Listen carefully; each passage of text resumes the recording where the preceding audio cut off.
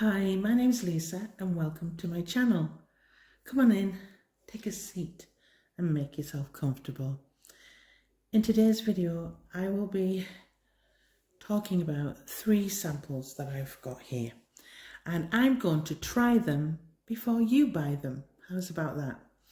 So before I begin, if you enjoy videos like this, please don't forget to subscribe and hit the bell and you'll be notified every time I upload.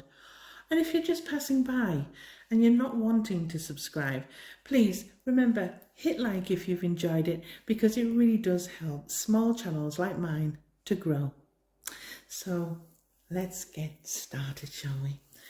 And I've chosen 3 very hyped, very popular fragrances. And each individual one that I'll be talking about today has their own fan club. Seriously, they do. And the ones that I'm going to be talking about today, the first one is Yves Saint Laurent's Black Opium. You sit there. The next one I'll be talking about is Tom Ford's Noir Pour Femme. And finally, that's also had a lot of hype and a lot of love, hence the name. It's Love Don't Be Shy by Kilian. And they're the 3 that I'll be talking about. So let's get to the first one. So we're going to try Black Opium. I've already smelled this fragrance and made some kind of observations. So we're going to give this a spray, and I'm only going to give one here because this one is quite strong. So it won't be 2 will do, it'll be 1 will do. In the opening, I pick up a peppery pear and a little bit of orange blossom. And there's coffee in this particular fragrance. But I'm quite pleased because the coffee isn't in your face. It's there, but it's not shouting at you. And I'm pleasantly surprised because I was expecting this big, heavy coffee kick. And I'm not particularly fond of coffee. Yeah. There is licorice in here, and I believe bourbon vanilla. And yeah, the bourbon vanilla can sometimes have a smokiness, and there is a slight smokiness, just warming that vanilla up, and the dark licorice. So it gives you a dark sweetness, definitely a dark sweetness, and possibly has an addictive quality to some people. Hence the perfume Black Opium, because of the dark sweetness. It definitely lives up to its name. Now, this will last 6 hours. It's a very strong fragrance. I'm not saying beast mode, but it's definitely, you'll be noticed wearing this. So the plus points for this fragrance, in my opinion, is it's very well blended. And I'm so pleased that the coffee isn't too pronounced. There is, I think there's jasmine, I'm not quite sure, but I think there is jasmine in this. But again, not too noticeable. Everything well blended, nothing kind of hitting you hard in the face. However, negatives. And there is a few for me. And now this is just my personal opinion. This has nightclub vibes. I don't know why. I'm not saying date night. It just gives me nightclub vibes. And if you look at the bottle, I think it's got bits of glitter kind of in it. And I'm not saying it's tacky or anything like that. I'm just saying it's nightclub. And I don't go to nightclubs any longer. Yeah. But this person, the person who wears this, and as I say, it's not necessarily for me, but I'm just giving you my opinion on a kind of maybe what type of person would love this fragrance. They're pretty confident. They're a confident girl, definitely. Yeah, they're probably the first on the dance floor and the last one to leave, because she's a daring kind of girl, definitely. Now, I tried this and I haven't purchased a bottle, and the only reason I didn't is because, again, it gave a nightclub vibes, and I'm 50 years old and I don't go nightclubbing any longer. And also, it does slightly lean masculine, okay? Dare I say it? Yes, a little bit masculine. But I think if you're that confident woman, you can pull this off. I don't think I can. No, I'm a little bit more reserved than that. So it's not for me, but I can see people liking it, especially for going out, partying hard, definitely. In the autumn and winter months, I can't see this being worn in the summer. Yeah, now, price, and we always have to talk about price on my channel because it's very important to me, because it can make or break my decision on whether to buy a bottle or not. And you can pick up on the Yves Saint Laurent site, a 50ml bottle is £65.60 and a 100ml bottle is £86.40. And I found that designer fragrances now are getting pretty pricey, definitely. So what I do kind of try and say to you is, if you're really interested in the notes of a fragrance, really interested, please don't blind buy. Go and try it, because sometimes you can be severely disappointed and other times you can be absolutely blown away. But definitely try before you buy. And I hope I've given you some kind of insight into this fragrance and maybe help you in your decision whether you will try this before you buy. Okay, so that's Black Opium. On to the next. So the next fragrance I'm going to be talking about is this one here, and this is Tom Ford Noir Pour Femme. Okay, I'm going to give this a spray, and you can pick up a 50ml bottle for around £80 for this fragrance, and about £118 for 100ml. So although it seems a lot, it's pretty reasonable for a Tom Ford fragrance. So I'm going to give this a spray. I will do 2 for this. Okay.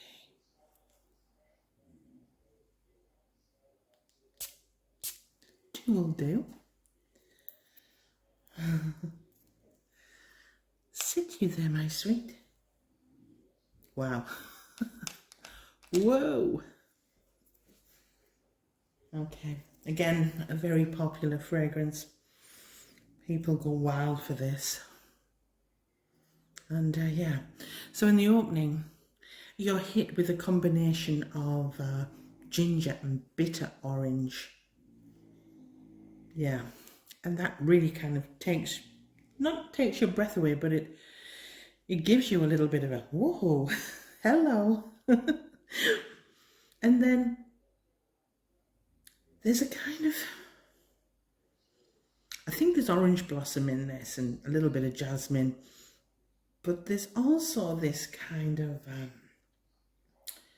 aromatic, dare I say, condensed milk feel to this fragrance. And there's amber, and the amber is present within about a minute. Yeah, it's kind of coming through now, along with this sweetness of vanilla, and then the woods kind of come into play within about a minute to a minute and a half, if I remember rightly. Now, just remembered, I did say condensed milk. And there is kulfi in this. And kulfi, I believe, is an Indian dessert. And I do think that sometimes it can be made with condensed milk. And they put kind of aromatic kind of spices in this. I think it's like an ice cream, you know, but made with condensed milk. And I do get that interestingly enough, especially in the first couple of minutes. And then, right, and this is where I need to talk, because it is £118, still relatively cheap for a Tom Ford fragrance, but still pretty expensive. Because the reason I didn't buy this, and there is a decent reason, is there is this, you would swear that it had leather in it. I'm not a leather fan, okay? So, you know where I'm going with this. But this leather is kind of smooth and creamy, real smooth and creamy. And yeah, and I was sat wearing this the first time when I first sampled it. And I was thinking, this is familiar. Even though I've never smelt this particular fragrance before, I was thinking, this is familiar. Where have I smelt this before? And then I had a eureka moment. And I remembered. And it kind of, I lost interest once I realised what it smelt like, although I love what I'm going to say. It smells like there's a soap here. There's a soap here in the UK. And it's the original Imperial Leather soap, okay?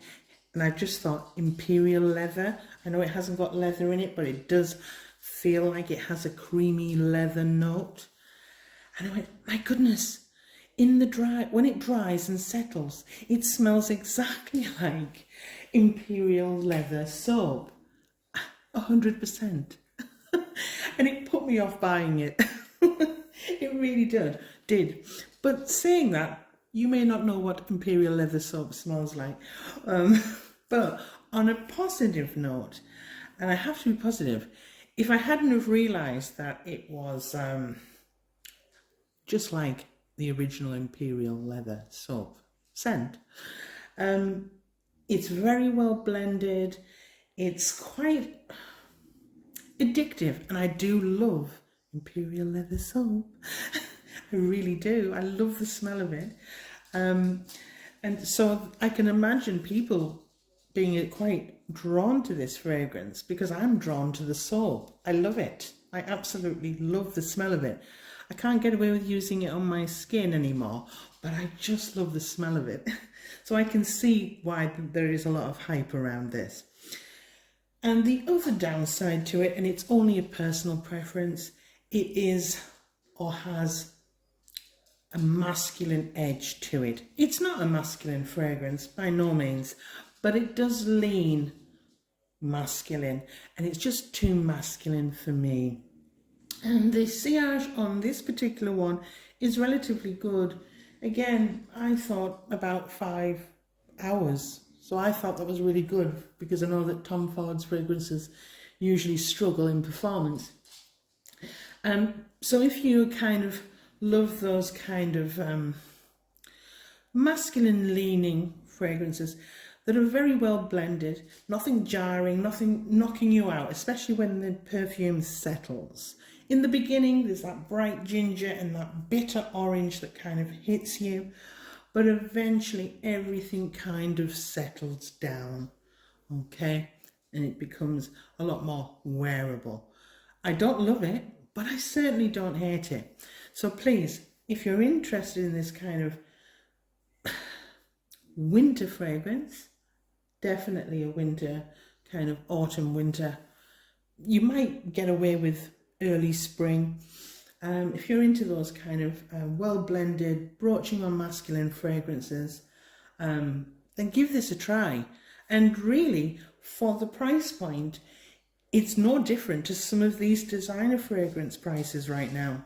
So, you know, give it a try. So finally, let's move on to the next.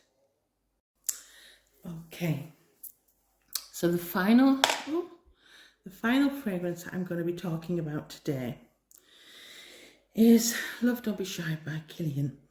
And it happens to be the most expensive fragrance that I'm going to be talking about. I could only find the price of a 50ml bottle, but it was £185. Now, that's some price, isn't it? And again, it has loads of hype here on the internet. So I'm going to give this a spray. Just one, unfortunately. I'll tell you why. I'm not going to do two. Excuse me. Okay. Oh my goodness. All right, I've got to put that down. One more. Sorry. The reason I put the sample down is because I really don't like it. There is apparently neroli, pepper, coriander in the top, and there's other notes in the middle. I think there's jasmine again, orange blossom again. I think there's orange blossom in both of those fragrances, and maybe jasmine in both of those other fragrances too. But then in the base there's sugar and caramel, vanilla and musk. Ugh. I don't like this. Everything jars, everything fights, everything is sickly, and there's an animalic kind of feel to it. And I did see somewhere that it had civet, and I'm sure that's got something to do with animals. Because I wanted to look into it and think, what is that smell? I personally would say I would never use it. I wouldn't even use it as an air freshener. I really wouldn't. It's that poor. It's that bad. Yet I hear all these wonderful talk about this fragrance. And so obviously I was kind of drawn to buying a sample, and so glad I didn't blind buy a bottle, because this is awful. And I apologise if I'm offending anybody who loves this fragrance. At first I thought I had a bad sample, maybe it was off, because, yeah. And I think it's the coriander and the rose. I don't know where they get marshmallow from, marshmallow vibes, and I was thinking, great, can't wait. There's no soft, gentle, cloudy marshmallow sweet note. It has a feeling, if you could get away from that screechy kind of sweet flower. Sorry, I shouldn't. Sounds like I'm so offended by it, but I am. It has a feel of plastic doll head when it dries, and it gave me it reminded me of a fragrance. I think it's called Mucalat by Montel. If it is, I'll put it in the top there, or I'll tell you what I meant anyway. But I think it is, and it has that has a plastic doll head kind of feel. But it's meant to have, and it actually smells 100 times better than this. And I don't like Mucalat. This is dreadful. I can't see anybody feeling feminine, girly. I can't see anyone feeling soft and cuddly and romantic. I can't see any gentleman or love interest being drawn to this fragrance. It's certainly not intoxicating or flirty. It's kind of, go away, don't come near me, because if you get too close, you'll burn your nostrils. Sorry, it's a no-no. And the price, £185 for a 50ml bottle. You've got to be kidding me. Now, in order of, obviously you know which is my least favourite. My least favourite is going to be this. Love, Don't Be Shy. In fact, I'll put you over there out the way. Poof, along with the strip. Okay. Which do I prefer of these two? Well, there is a winner. This one I actually thought was better than I expected, because I was it's not for me, okay, but I can understand why people like it. especially kind of someone who's outgoing, party girl, daring, confident, and really doesn't care what anyone else thinks. I get that. I get it. So, but I think I just edged it just a touch was Tom Ford's Noir Pour Femme. And I think that was because it has a nostalgic feel, because I just love the original Imperial Leather soap. It's lovely. So I like that. And actually, when it dries, when it does dry, there was something in it that reminded me of something else. And I'll just go and grab it. Hold on. Yeah, I'll just go and grab it. Okay. Yeah. This fragrance here, Jean Paul Gaultier.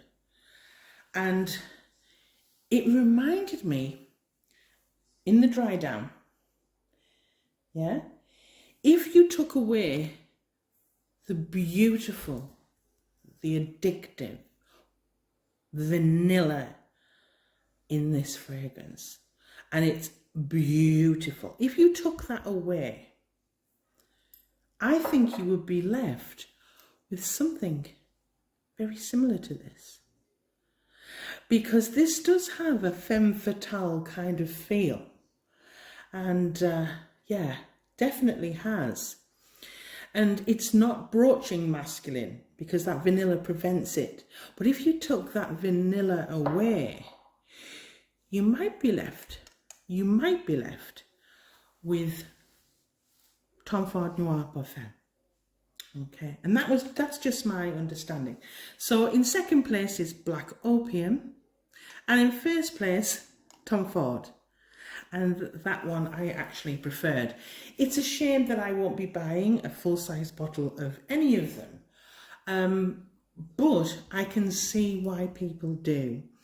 And yeah, that's my quick overview of these three fragrances that I've tried before you buy. Okay? Well, thank you for joining me. It's been a pleasure, and that's it for today. So yeah, don't forget, hit like, hit subscribe if you like these kind of videos. I'll speak to you soon. And thanks very much for watching.